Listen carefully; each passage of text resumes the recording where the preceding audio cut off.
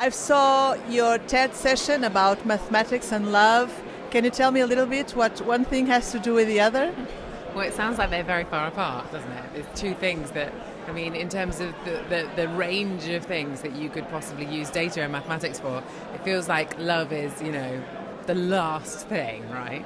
But that was really the point. That was what I was trying to do deliberately, was pick the very hardest thing and demonstrate that even in that context, data and analytics and mathematics still has something they can offer. And ultimately, when it comes to our love lives, there are all kinds of patterns that you can quantify, right?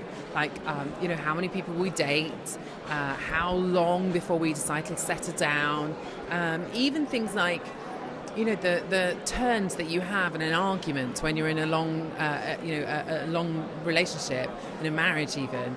All of those things is stuff that you can quantify, and if you can quantify it, then you can analyze it. So that was really the idea.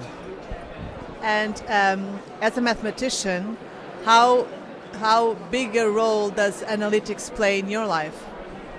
It's massive, really. So I've moved away from...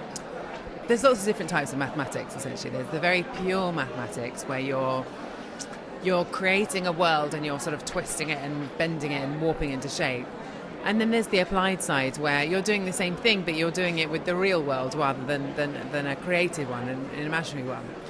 And that's very much sort of where I sit. And if you are working with the real world, especially if that real world that you're working with is the world of humans and how we behave and how we move around and how we interact with each other, then the very, very first step of that is going to be data and analytics.